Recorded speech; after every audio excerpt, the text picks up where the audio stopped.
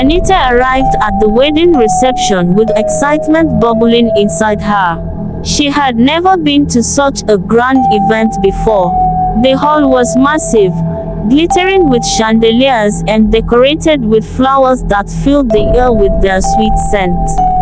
Everywhere she looked, people were dressed in elegant clothes, smiling, laughing, and enjoying the lively music. It felt like a dream. She had received the invitation a week ago. It was unexpected since she didn't personally know the bride or groom. But the card said it was open to all friends and family, and Anita thought, why not? It wasn't every day she got to attend such a big event. Plus, she hoped she might meet important people who could help her with her career. The idea of free food, entertainment, and the chance to network was too good to pass up. The buffet table caught her eye immediately. It was filled with all kinds of African dishes: jollof rice, pounded yam, egusi soup, pepper soup, suya, and so much more. The colors and smells were irresistible. She noticed the servers, dressed in white and red uniforms, moving gracefully as they served the guests. Their smiles were wide, almost too wide, but Anita shrugged it off. She was here to have fun, not to overthink. Anita joined the line to get food, chatting with some of the guests. Everyone seemed so cheerful and carefree. The servers were polite, placing generous portions of food on each plate. When it was her turn, she noticed something strange. The server's eyes looked off.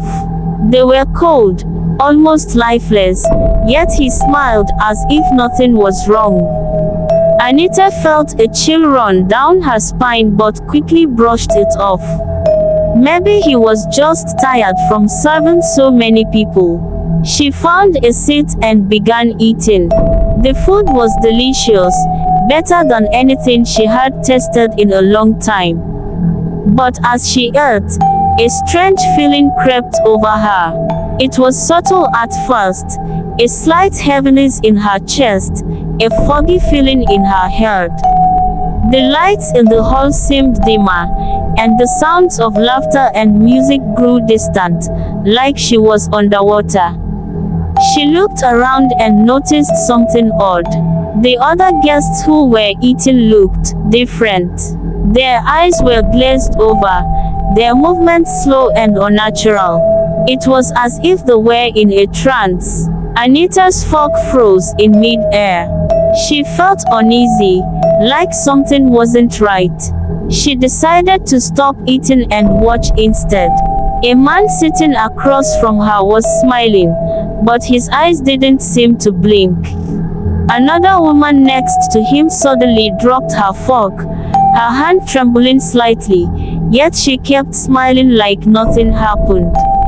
Anita's heart began to race. What was going on? Suddenly, a voice pulled her out of her thoughts. Enjoying the party, she turned to see a well-dressed man standing beside her. His name was Segun, and he introduced himself as a relative of the groom. He was charming and friendly, and for a moment, Anita felt at ease. They talked about the event, the couple, and even joked about how fancy everything was.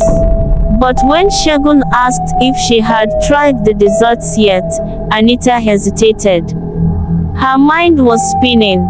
Something about this party didn't feel right. The servers, the food, the guests, it all seemed off. She decided to make an excuse and step outside for some air. Segun looked disappointed but didn't push her. As Anita walked toward the exit, she glanced back at the servers. For a split second, she thought she saw something horrifying, a large python coiled around the head of one of the servers. She blinked, and it was gone. Was her mind playing tricks on her? She hurried outside, her hands trembling. Standing in the cool night air, Anita tried to calm herself. Maybe she was just imagining things. Maybe she was overthinking because she felt out of place at such a big event. But deep down, she couldn't shake the feeling that something dark and sinister was happening in that hall. And then it hit her, the stories her grandmother used to tell. Tales of parties where people's destinies were stolen through food and gifts. Anita always thought they were just superstitions, stories to scare children. But now, standing there with her heart pounding, she wasn't so sure. She had to make a choice. Should she go back inside and act like nothing was wrong? Or should she trust her instincts and leave before it was too late? The night was far from over, and Anita's decision would determine not just her fate but perhaps the fate of everyone at that party. Anita stood outside the grand hall, the cool night air brushing against her face. Her mind raced, replaying the strange things she had seen. The glazed eyes, the eerie smiles, and that split-second image of the python coiled around the server's head. It all felt like a nightmare. She clutched her handbag tightly, her instinct screaming at her to leave. But something held her back. What if she was wrong? What if it was all in her head? Yet, deep down, she couldn't ignore the weight in her chest or the growing dread in her stomach. Taking a deep breath, Anita decided to go back inside. But this time, she would be cautious, watching everything closely. As she re-entered the hall, the atmosphere felt heavier, darker. The music still played, the laughter continued, but it felt hollow. She scanned the room, her eyes lingering on the servers. Their movements were too perfect, their smiles unnerving. One of them caught her gaze and tilted his head slightly, as if challenging her to look away. She shivered and quickly turned her focus elsewhere. "Anita, you're back." Shagun's voice was warm and welcoming, but Anita couldn't help but notice the way his eyes flickered for a moment. Was it fear, or something else? He offered her a drink, but she politely declined.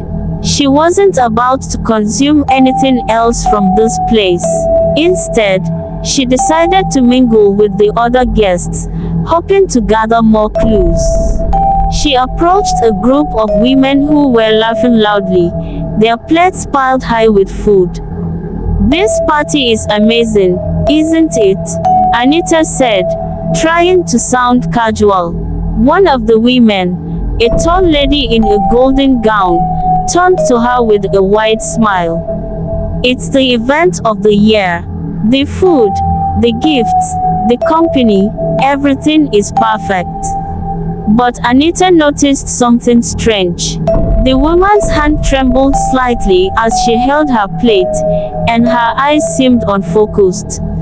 The others nodded in agreement, their expressions eerily similar. Anita felt a chill run down her spine. It was as if they were puppets, their strings pulled by an unseen hand. As the night wore on, Anita's unease grew. She watched as guests continued to eat and drink, their laughter becoming more forced, their movements robotic. Then she noticed something else. The servers seemed to be watching her. Every time she turned her head, she caught one of them staring, their eyes cold and calculating. Suddenly, a loud voice interrupted her thoughts. "Ladies and gentlemen, please gather around for the gift presentation." It was the groom's father, a towering man with an aura of authority. The guests cheered and clapped, moving toward the center of the hall. Anita hesitated but decided to follow, curious about what was about to happen. The groom and bride stood on a small stage, beaming as a row of servers brought out large, beautifully wrapped boxes. "These gifts are a token of our gratitude for your presence," the groom announced. "Please accept them with our love." The guests